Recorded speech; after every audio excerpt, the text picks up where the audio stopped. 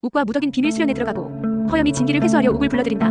욱의 접대에 술이 잔뜩 취해버린 허염. 자신의 운명을 찾아가려 한다면 살아남기 힘들 것이다. 욱이 이렇게라도 살아남길 바란다. 3회 제왕성을 타고난 아이장욱. 무덕이의 계획이 성공해 기문을 연 장욱. 욱은 기문이 막힌 채 사는 게 괴로워 스스로 독초를 먹었다며 정신을 잃은 무덕을 챙겼고, 박쥐는 분노하면서도 어쩔 수 없이 치료 먼저 받으라고 한다. 살아오며 주위엔 내 간절함을 무시하는 사람들 뿐이었어. 나를 위해 목숨을 걸어준 건 네가 처음이었다. 제자 약속대로 살아 돌아왔으니 스승님으로 모시겠습니다. 세주건에서 치료를 받은 무덕이 정신을 차리자 욱은 그녀를 스승으로 받들어 모셨다.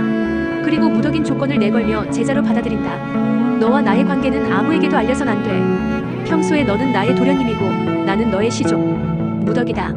우리의 사제 관계는 네가 최고의 경지에 올라 나의 기력을 되찾아주는 순간까지다. 내가 낙수로 돌아가는 순간 우리는 더 이상 스승과 제자가 아니다. 좋습니다. 쓰임을 다하고 스승께서 파문하시면 제자 깔끔하게 버려지겠습니다. 욱과 무덕인 비밀 수련에 들어가고 무덕은 욱의 실력이 형편없는 것에 탐탁치 않아 하지만 욱은 반년만 해도 아비장강처럼 할 수 있다며 자신만만한 모습을 보였다. 우연히 허염이 욱의 기력 회복을 위해 10년치 진기를 내려준 걸 알게 된 무덕. 무덕은 욱의 몸을 살피고 몸 안에 있는 진기를 확인한다. 그 뒤 허염이 진기를 회수하기 전 진기를 훔치자고 하고 빼앗기지 않으려면 진기에 맞는 호흡을 해야 하기에 허염의 호흡법을 알아내자고 한다.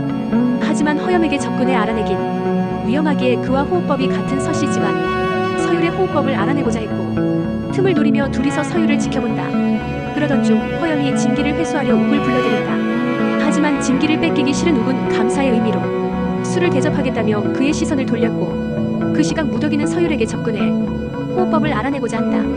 하지만 조심성이 많은 서율의 호흡법을 알아내기란 쉽지 않았고 사모한다는 거짓말로 그의 복부에 계속 손을 대려 했다가 결국 호흡법을 훔치려던 사실을 들켜버린다.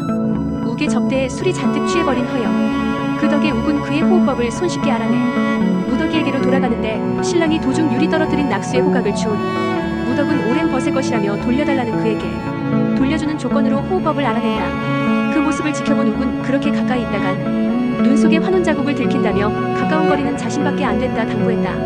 3회 말미에는 장강이 욱의 기문을 막은 진짜 이유가 밝혀졌다. 그가 죽은 왕의 아들이라 제왕성을 타고났고 왕의 동생이 왕위를 물려받은 지금 상황에 욱은 영모의 씨앗이기에 주저앉혔던 것 존재 자체가 혼돈을 불러올 아이다. 유일하게 그 비밀을 아는 박쥐는 욱이 기문을 열어 술법을 배우는 것을 막으려 욱의 손님 출입을 금하기에 이르른다. 앞으로 장욱의 손님 출입을 금한다. 술사로서 손님의 출입할 자격은 없다. 그래서 손님 출입이 가능한 영패를 내놓으라 하는데 욱은 잃어버렸다고 하고 결국 그 벌로 장백대를 맞게 된다. 나는 이 아이를 구하려는 거다.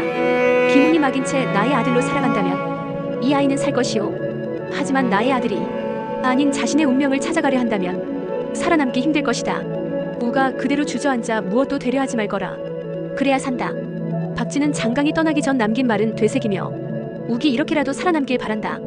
이 영상이 즐거우셨다면 구독과 좋아요로 다음 소식을 놓치지 마세요.